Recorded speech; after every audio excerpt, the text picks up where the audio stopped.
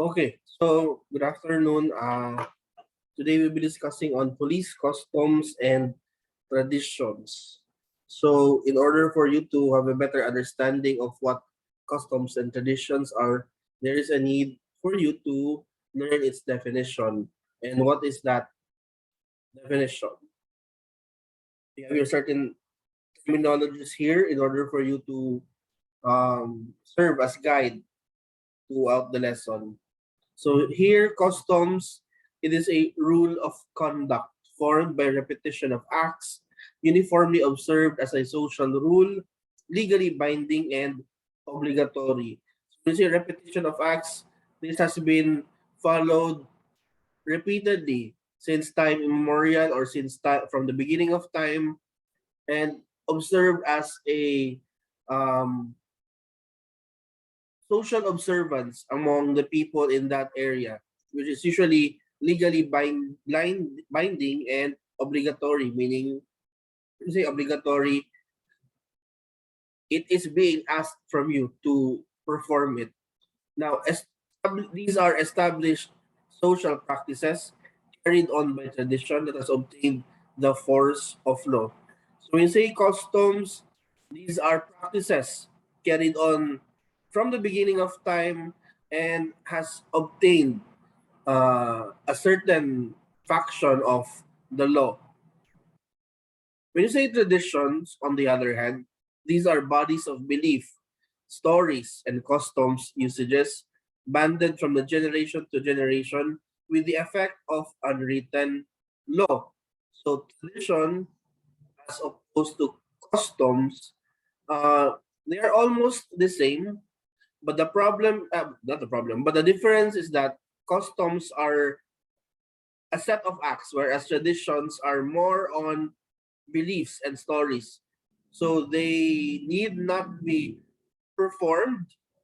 They are just carried on throughout the throughout the time or from generation to generation. When you say courtesy, it is a manifestation or expression of consideration and respect for others. Courtesy is very prominent among police officers. You usually salute a person who to a person of authority, or you usually salute an individual to express your deep respect for that individual. Ceremony, so it is a formal act established by customs or authority as proper to a special occasion, meaning an enjoyment because you are going to celebrate something. Social decorum, a set of norms or standards practiced by members during social and other functions. So, social decorum, kung saan mong dapat i-display towards the public when you are out there in public. Now, you have here your police customs on courtesy. You have, as a matter of fact, three of these. You have salute the national color and standard, and you address or title, or you address the title of another individual. So when you say salute, it is a usual greeting rendered by uniformed members upon meeting and recognizing persons entitled to a salute. As a matter of fact, I really appreciate the police officers here in Davao Oriental because police officers here salute whenever the prosecutors arrive or when the prosecutors pay a visit in their respective municipal police station. So that means um, they value us or they give courtesy to us who are members of the prosecution service. You also have here the salute to the national color and standard. So members stand at attention and salute the national color and standard as it passes by them or lowered during ceremonies. So the salute to the flag or the national color and standard is deeply rooted to our loyalty um, to our country. So this is really expected from a member of the PNP to have loyalty and this deep respect for the country. And lastly, the address or title. So junior in rank address senior members are entitled to salute with the word sir or ma'am. As a matter of fact, they call us sir or sometimes fiscal when they greet us. So policemen are customarily police officers are supposed to be courteous to persons of rank, persons of or to the national color and to their senior members. Now, police customs and courtesy calls. These are just some examples wherein police officers have this set of repetitive acts to be done yearly, and these are some also examples on how to do your courtesy calls or how do you present yourselves to someone who of importance in the area. Now, we have first here your courtesy call of a newly assigned members. So when you become police officers in the near future, you need to call on your chief inside the unit and other personnel in that area for you to be recognized and be um, recognized and be a part of that unit. Second is Christmas call. So police officers usually, especially members of the police officers, police force, pay a Christmas call on their local executive in their respective area of responsibility. I don't know, maybe naipahalipay ang local executive sa inyo ha, so that's why they need a Christmas call. So why not, di ba? Usually, local executives are very appreciative of members of the PNP because the members of the PNP provide the backup or backbone to the strength of the local executive in that area. New Year's call, I place there in similar. Why do members of the police force come into the new during the new year? Sige, siguro probably naipahalipay in your local executive or perhaps this is to give thanks to the assigned PNP unit in that area for having served the local executive during that year or the year preceding. Promotion call usually given due recognition and congratulations by their peers for such accomplishment. So, um, it is very common among members of the police force that you undergo continued education, and when you are starting as a patrolman, paspas imong dagan ana, paspas imong saka ana if nag-schooling ka, mo na gina nila, sir, mag-schooling ko, okay? So, when you get promoted, chances are you will get a promotion call and they will congratulate you for having accomplished the next step in your career, which is the next level of your rank. So this is very I have really seen members of the police force here in Davao Oriental who rose to the ranks from patrolman and are now in their respective police staff sergeant ranks. Then you have your exit call, pay an exit call to their superior when relieved or reassigned out of the unit or command. So this is the opposite, quite the opposite when someone is relieved, meaning you are to be dismissed from your duty or perhaps you are to be transported to another unit. You also need an exit call, sort of a goodbye to your fellow comrade. And then courtesy of the post. The host unit extends hospitality to visiting personnel who pays respect to the command or unit. Usually, um, this is done by superior officers, usually coming from the region in order to check your certain local units in the area. So you do a courtesy of the post because most of these members who who perform it are usually the superiors or your superiors. Rank has its own privilege or RHIP.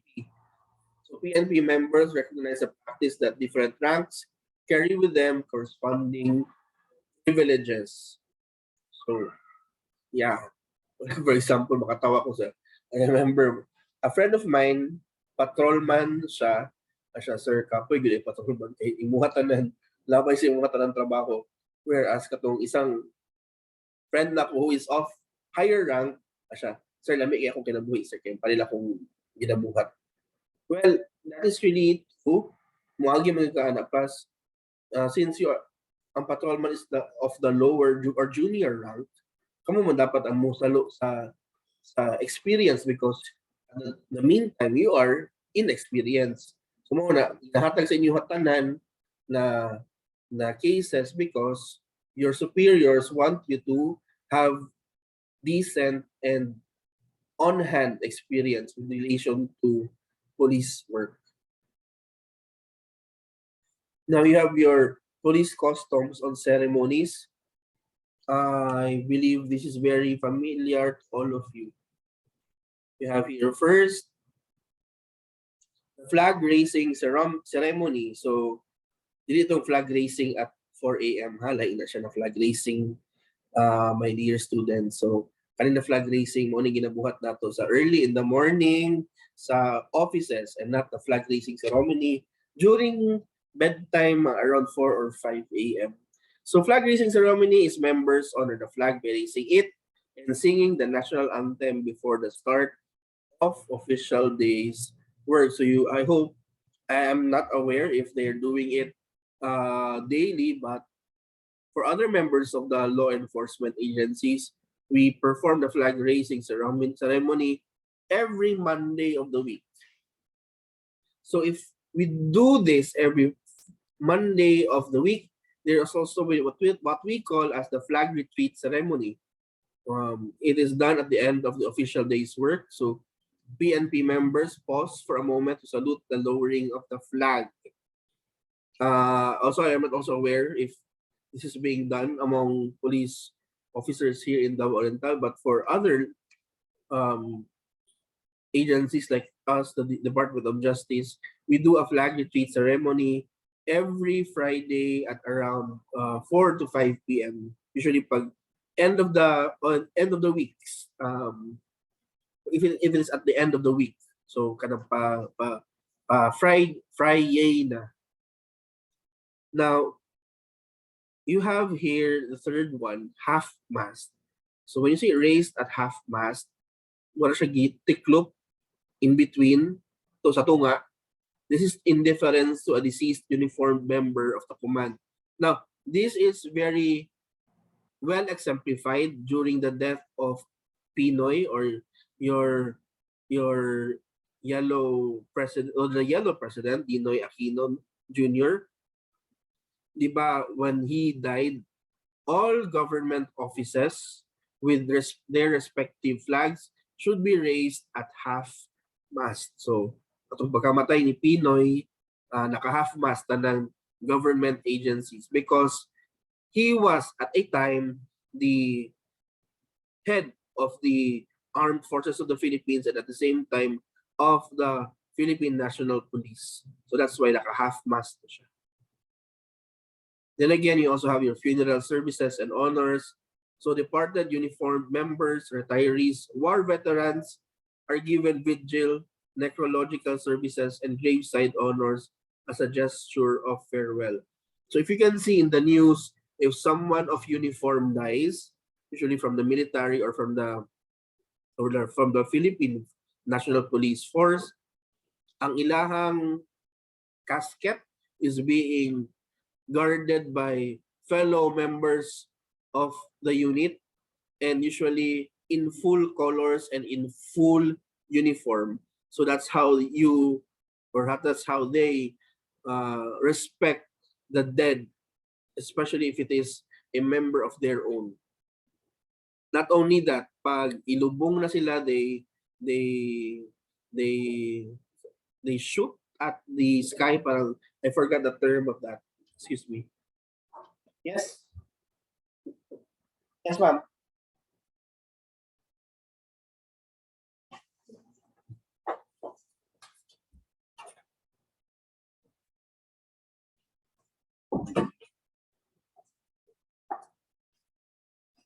Sorry, abila ko na yung nagkatok sa door. So anyway, honor of ceremony. So this is the arrival and departure honor ceremonies tendered to visiting dignitaries.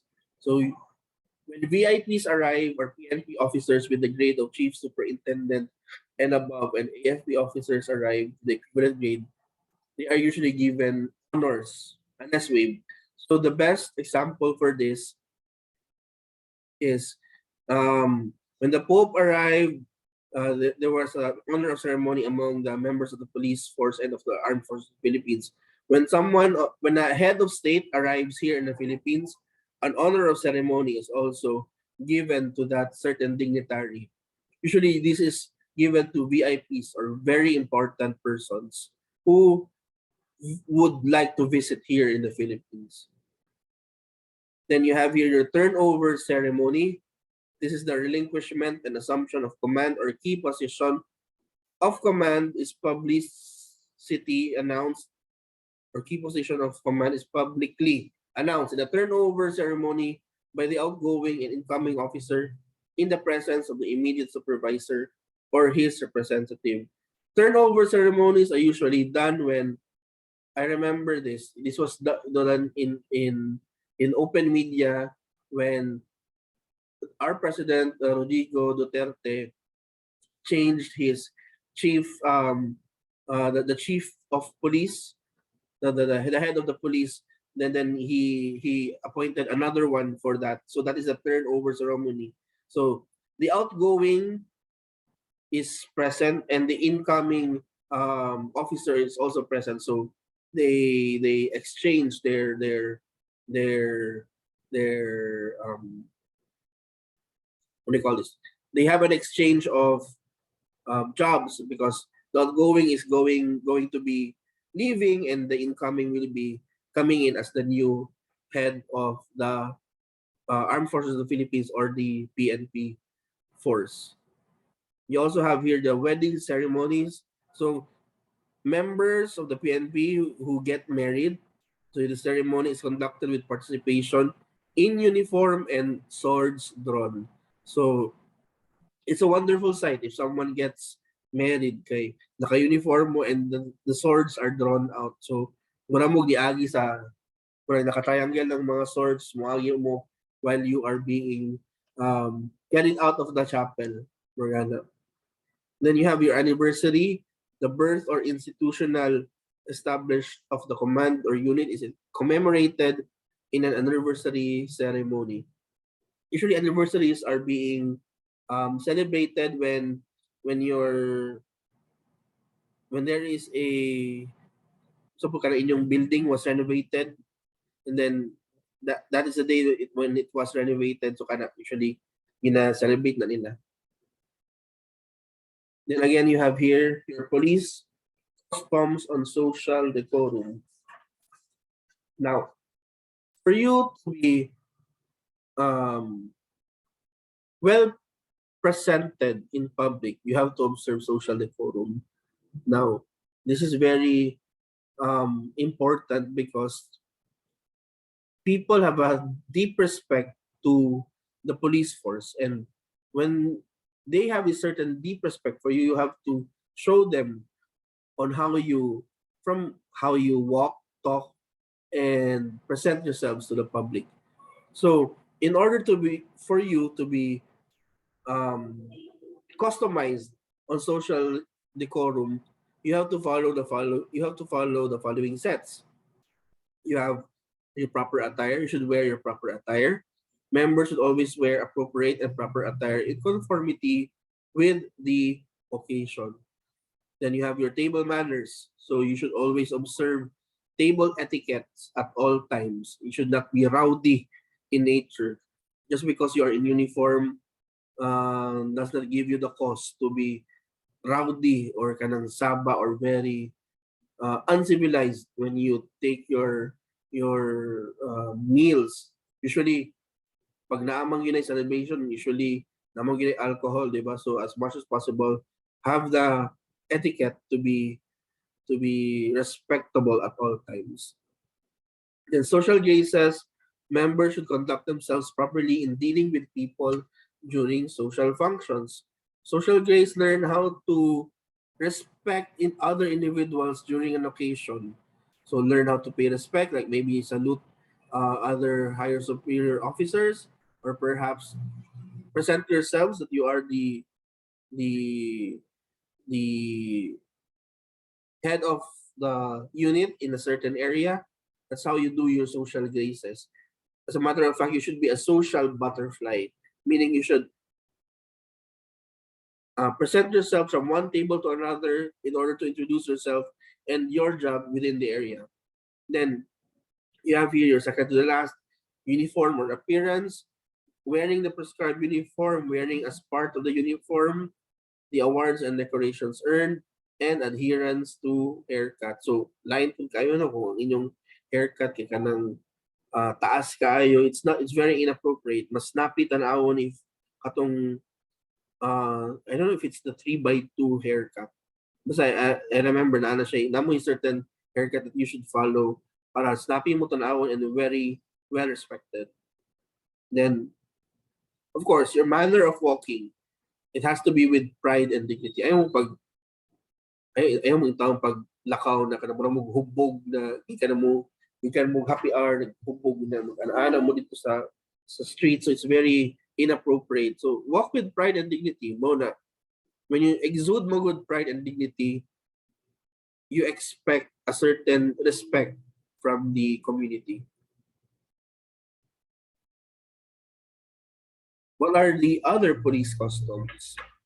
So it is a custom among police officers to visit the sick. Not all sick members of the community, ha. Grabe po, unay na mamatay diya sa inyo hang unay magkasakit diya sa inyong area kay i-visit yun ninyo dili po. Visit the sick members or yung members in your unit. So members who are sick are visited by their immediate superiors so that their needs are attended to. Remember, you have that code of tropa among yourselves. So kamo lamang gyapon ang magkadamayay ana. So that's why you should also visit your fellow members who are sick.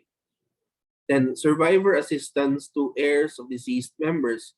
So when a PNP member dies, a survivor officer is designated to render maximum assistance to the legitimate bereaved family unit. All benefits due shall have been received. So, for example, you die due to service. A certain person will be designated to assist your family to render assistance, not just render assistance, render full maximum assistance to all of your needs.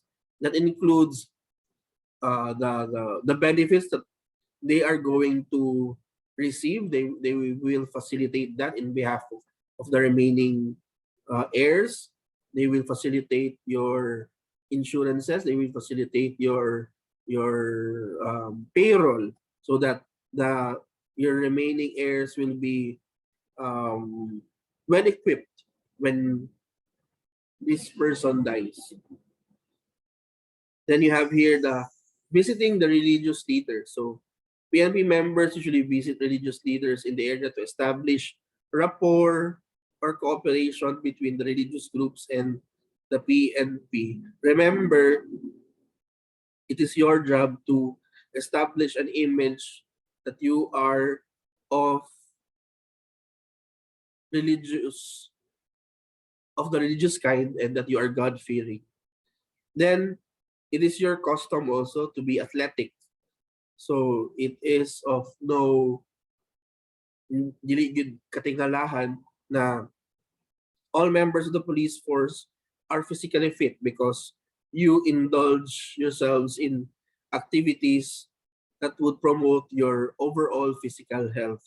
Alangan unsaon ninyo gukod sa mga akusado. Let's say, for example, if you cannot properly run. So I'm very guilty of that. Kay hindi ko kabalo mo dagan. So kung naamay, for example, simba ko pala kung na akong sulod sa mall, unyan, fire will break out. Diyos ko, ako yung muna mamatay. Kaya hindi ko kabalo mo dagan. Sa kabugat na akong lawas. Anyway, happy hours. Hindi happy hours sa inom-inom, ha? Kanang happy hour at 3 o'clock. beer, only 30 pesos. No, it's not that kind of happy hour. So happy hours among PNP members is usually on a Friday, or any day suitable to the occasion. So members gather for light-hearted jesting, or you're joking around, or yung ka na magpalipay, good vibes, or they tend to air out their complaints or minor complaints. When you say gripes, mga complaints ninyo, minor complaints. So this is what you call your happy hours. Of course, you need this because the work of a policeman is very taxing, not just physically, but also mentally, psychologically, emotionally, and tanang ililili diha. So you need time for happy hours. Wala. Any questions so far? Hindi ko pangutana sa inyo ha. Nay pangutana? No, sir. No, sir. Nan. Okay. Very clear man po actually very clear lang ang guidelines sa inyo ha when you become police officers. Klaro man ang lecture, so self-explanatory po siya at the same time. So, police tradition. So unsa maning mga ipampasa from generation to generation sa inyo ha by your senior officers. So the first one is your spiritual beliefs. Members are traditionally religious and attend together with their families. Char. Okay. With their families ha, and not with their kabits, not with their second families, o sa ba kanang inyong mga kerida, number 2, mistress, dili kayo mga ingana ha, kayo pakitaan mo in public, sus, what chismis yun mo. Sabi na inyong, sabay, inyong mga diday. Klaro ba, police officers ba, tend to have kaning mistresses, ambot lang kung tinuod na. So please try to avoid as much as possible trouble, because chances are kung magka-diday-diday mo, magka-misses number 2, kerida, you will be administratively liable, and you may be liable for conduct unbecoming of a police officer. Actually, na ako'y case ganiha. She is going to file a case against a certain police officer because of vowsy, financial abuse plus psychological abuse. This police officer allegedly committed, is a womanizer mo, nagibilin siya aning complainant because the police officer is a womanizer. Nangutan ako, sir, ma'am, unsa day ang bisyo sa imuhang ex siya? Sir, tanan sir. So, what do you mean to say tanan? Ano siya? Babaero, lasinggero, tanang gero, pati unsa daw kanang hilig daw kaning gambling, mga ingana. So, please be careful kay kana grounds na siya for your dismissal from service. Anyway, second, valor. So, maning valor. Dito, Yes, sir. Yes. Sir, what if wala pa nakasal, sir? Kanya nanay obligasyon. Example, wala pa nakasal pero nanay anak sa cancer, sa police. Bakit? So, pwede pa ba gyapon pwede pa ba gyapon na mga cancer matanggal sa trabaho kung if ever mangita siya glain? Ingani. Are you asking if, for example, dili mo married but nangayog assistance, or ang imuhang ex kay nagkaanak mo, ana? Yes, sir. Yes. Okay. Oo. Because you have to remember, in VAUSI, violence against women and children, you have there what you call the abuse of, you have their financial abuse. So isa sa mga financial abuse nimo is not being able to render support to your common child. Actually, kato ang main complaint kaniha. Wala lang ginasuportahan ilahang anak. Sir, whatever kung manang niyang kuan niya masuportahan na madayo yung pamilya, matanggal ba gihapon? Ano sa to na? Kung masuportahan gid na niyang pamilya ba? Ng another families. Oo. Matanggal ba gihapon? No. For example, kung unmarried mo, but nag-support ka sa imong naghatag kag spousal, ay naghatag kag child support, nya naa na kay lain, and you are legally married to another, walay problema na because you are supporting, there is no abuse there. So, dili man po ka pwede ingnan na di mo ka pwede na i-love nimo tong ex nimo kay who are you to compel me to love you when in fact I love this new person in my life, di ba? So there is no crime there for as long as you support your child in sa uban. Wala yung problema ana. Labi na ng mga batang ama nato, okay lang na for as long as you support your child, wala yung problema. And you have to this is a piece of advice for sa mga batang ama karon na say karon na sila'y anak, dili maka-demand ang ex ninyo og a certain amount. The only person or entity na maka-demand sa inyo og a certain amount is the court, because tan-awon man nila kung unsa imong ITR or ang imong income tax report or ang imong payslip, because diha nila makitaan kung how much you earn. Dili man pud pwede na ihatag nimo dito tanan sa bata. How will you live on your own? Or how will you live to support your new family? Ana. So the court is very conscious about that. So makuingon yun ang court na you ex-woman of this police officer, you cannot demand this high money from him because this is his only means. So ang court fair gyud na siya. So tan-aw na siya sa korte kung how much you can give to your child made out of love or made during your younger wild years. Napay pangutana? No, sir, wala. Okay, wada. So please, ayaw ninyo ingon na, uy, nakoy anak sa lain ron, basig ma-dismiss ko from service. No. That's not you are not going to be liable for that. Liable lang ka if wala ka nag-support. Kana lang yun. Anyway, moving on. Patriotism is your love of country.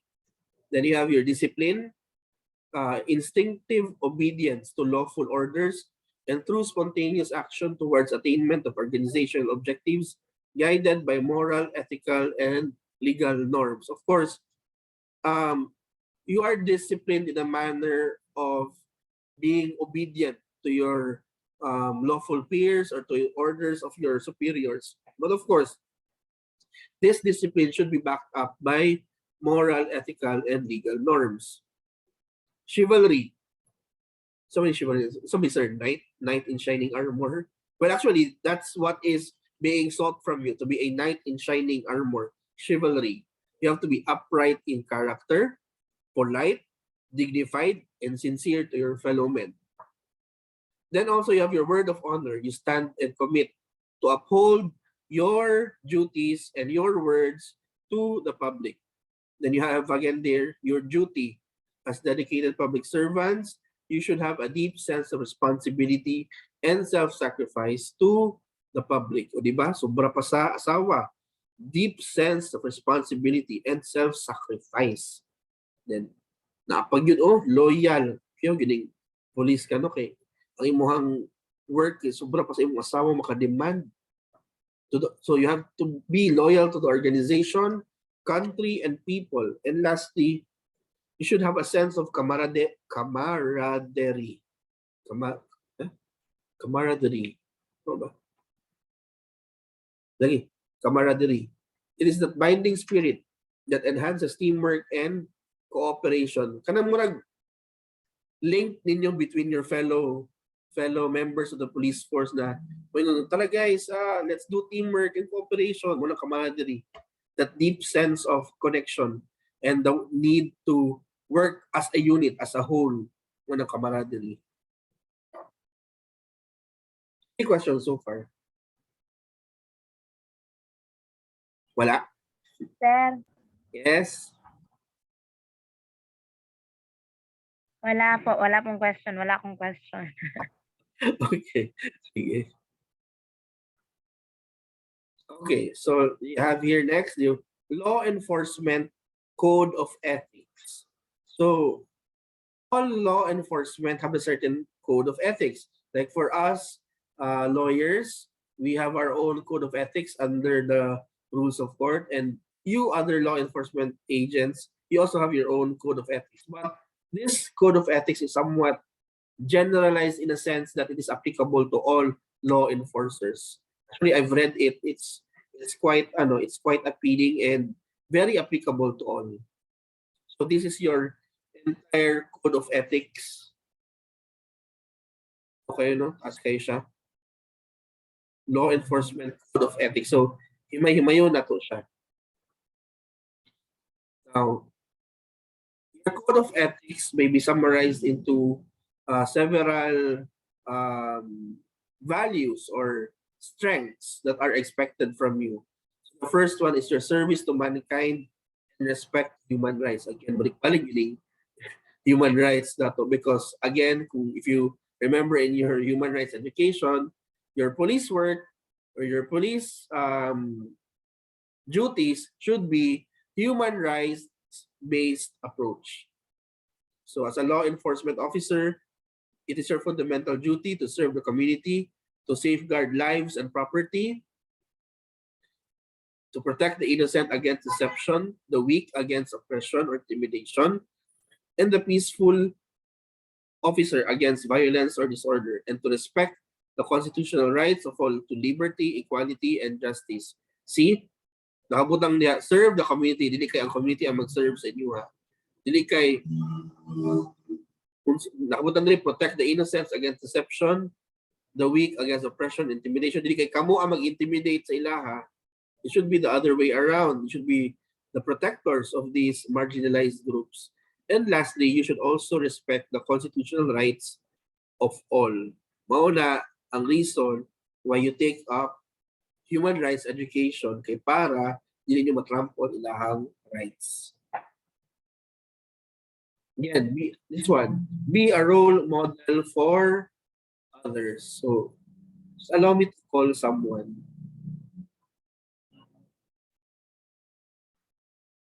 Who is this? Henry Abarca.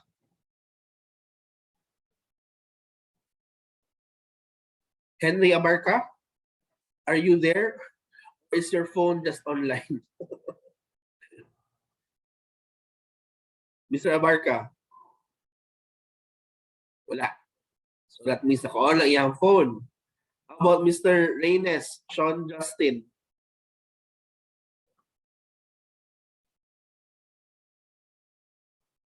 Wala po. Sir, Okay, sige. Mr. Reynes, could you please read aloud the slide and tell me what you think about it, and tell me what comes into your mind when you read this paragraph. okay, sir. Uh, Role model for others. I will keep my private life unsullied as an example to all and will behave in a manner that does not bring discredit to me or to my agency. I will maintain courageous, calm in the face of danger, scorn, or ridicule. Develop self-restraint and be constantly mindful of the welfare of others. Honest in thought and deed both in my personal and official life. I will be exemplary in obeying the law and the regulations of my department. Whatever I see or hear of a confidential nature or that is confided to me in my official capacity will be kept ever secret unless revelation is necessary in the performance of my duty. okay, so after reading this, what do you think is expected from you from a future police officer? Well, sir, in my own understanding, I think this is all about my duty as a policeman. the honor, the obedience, the service to others. That would be all, sir. Okay. So how can you become a role model for others or for the community? Can you cite at least one? As a policeman, sir, Oh, or as a citizen. as a policeman, as a future police Okay, officer. sir. So as a policeman, sir, I would be the kind of police that people can talk to kanang kuan, sir ba? Kanang dali lang malapitan, sir. Kay we need to let the people know that we are good policemen. We are the good guys. Okay, so Kay karon man gud, sir, na panahon, sir, kanang ginakontra ang mga police, sir. mm-mm. So para sa kuha, sir, dapat maging role model ta kanang dali ra ta maduulan ba. Okay. Tapos Thank you, Mr. dili Reyes. tayo. Sige, sir. Okay, Yes, thank sir. you. So that means you want to show the public that being a role model, you mean that you are approachable, right? Yes, sir. Okay, thank you. So being a role model is being expected from you, future police officers. So as much as possible, you keep your private life, kanang itago ninyo ang inyong private life. You do not expose it to other people because chances are they will feast on your private life. It would be best if you keep your private life so as to keep your enemies from hunting your loved ones. Now, it also says here that you have to maintain courageous, calm in the face of danger, scorn, or ridicule. So, I already taught you this. You should have grace under pressure. So, usually this is not attained by the junior ones. Kay alangan magpuliki pa man gid mo ana. But as you become stronger or become well adept to experiences, diyan na nimo na ma-appreciate ka ng grace under pressure, especially for us lawyers. Kay alangan, we have to be graceful under pressure because how can we think properly if we cannot be at peace with the environment or at peace with ourselves? So that's why kung napansin mo ang lawyer, di yun mo na siya makitaan magkarakara because he is trying to think in a manner that would help him best achieve everything for his client. So you should also follow that mantra to be graceful under pressure. So you have to be honest in thought and deed, both in your personal and official life. Then, exemplary in obeying the law and regulations of your department. Langan. I remember one here in Maganga. There was a police officer here who disobeyed the rules on or the laws on cockfighting. Siya pa yung nag-una-una. Siya pa dito, siya pa nagpasabong yun dito. Siya ang nag-race sa event. So that is not what being a role model for others. Kaya ikaw na police officer, you should know that cockfighting is prohibited and should be regulated. So Moto, he was, I think, suspended because of that behavior. All right. So anything you see or hear should be of confidential nature, especially if it is confided to you in your official capacity. Now, under the rules of evidence is what you call private communication. So whatever is being disclosed to you by your clients, you should be able to keep that nature. Dili kay kamo ang numero unong chismoso. Actually, ang friends na ko diha sa police station mga chismoso na sila. Pero ang ganaan ako is they just keep it to themselves, they just keep it to their departments. But usahay, madamay ko chismis. Asya, piskal, kamalo ba ka na? Kanina ito mo ni. Mao ba? Kanumero unong chismoso mayo. Makatawa ko sila kay yun nga, sometimes they cannot keep it to themselves, the confidential nature of the information ba. So anyway, so that's what being a role model for others. I think Mr. Reynes. Right, next. Uncompromised performance of duty. So may laing tao dire. Si Rose Abraham. Let's hear from a woman. Is Rose Abraham online? Not listening perhaps? Yes, sir. Ah, Yes, sir. yes, yes.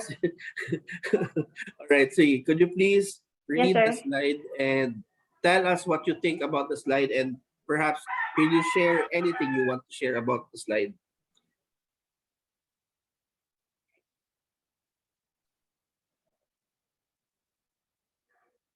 Hello, Miss Abraham?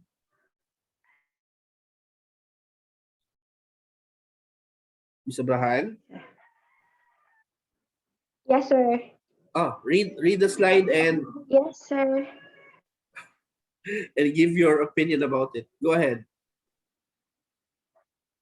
Uncompromised performance of duty. I will never act officiously or permit personal feelings, prejudice, political beliefs, animosities, or friendships to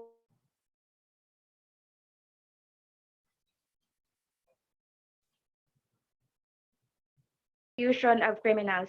I will enforce the law courteously and appropriately without fear of favor, malice, or ill will, never employing unnecessary force or violence, and never accepting gratuities. Okay, so what do you think does this slide mean to you? What is So, it? sir, my own understanding to this is Hmm. in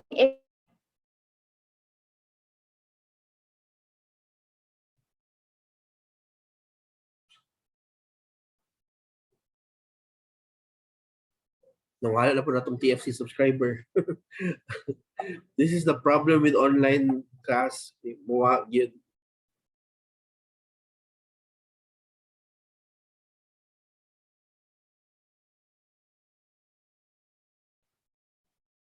Ipalong sa Miss Abraham. Hello, sir. Are you having difficulty? Gagawa wa yung signal. Gagawa Sige. wa yung signal. Sige. You just summarize it na lang.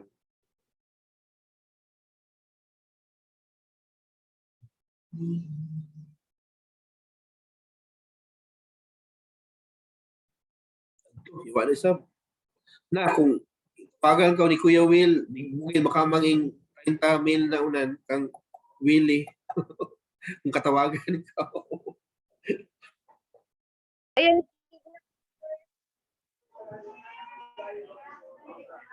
Sir, sorry, yawa yung signal ko guys, sir. Okay lang. Balik-balik. Okay lang. Sir, my own understanding, sir, is when enforcing the law, you should be fair. Even kung ma-involve yung family mo, yung friends mo, it doesn't mean so you should set aside your relationship in performing the law, sir. Okay. So, For fair judgment or for para fair sang justice. thank you, Miss Abraham. So, exactly. Be fair Yes, in your dealings when you become a police officer. Pantay bitaw, Miss Yes, Abraham, ha? But, kanang imong uyab siguro, taga nimo undue influence or unsa excuse nimo, anabi kusog ang love, marupok. Di ba? Sige. Thank you very much, Miss Abraham. Yes, sir. Anyway, sige. Adherence to law and ethics. So you need to adhere to the law and ethics. So you should recognize the badge of office as a symbol of public faith and accept it as a public trust to be held so long as you are true to the ethics of police service. You will never engage in acts of corruption or bribery, nor will you condone such acts by other police officers. You will cooperate with all legally authorized agencies and their representatives in the pursuit of justice, meaning you follow the rule of law. Very basic ang meaning sa adherence to law and ethics. Next is your dedication, professional growth, for service, and to God. So you know that you alone are responsible for your own standard of professional performance and will take every reasonable opportunity to enhance and improve your level of knowledge and competence. Hence, you will constantly strive to achieve these objectives and ideas, dedicating yourself before God to your chosen profession, the law enforcement. So, what is being asked from you here is to not just settle with what little knowledge you have right now, but to elevate yourselves to the next level, to perform and learn better so that you may be promoted to the next in rank. You have to remember that as police officers, education is a continued process, not just at the college level, but when you become police officers yourselves. Then again, your superiors have undergone the same experience as you would have experienced. So sila po, yagi o sa inyong kaagi, they studied college and they will also continually study in order to reach the next in rank applicable to them. So, mo lang meaning aning last slide ninyo. So that ends your profcon. So we ended 5 minutes earlier, I believe. Yeah, so have a 10-minute break. We will start at 4:35 for human rights. Okay. Any questions so far? None, sir. None? All right. See you in human rights at 4:35.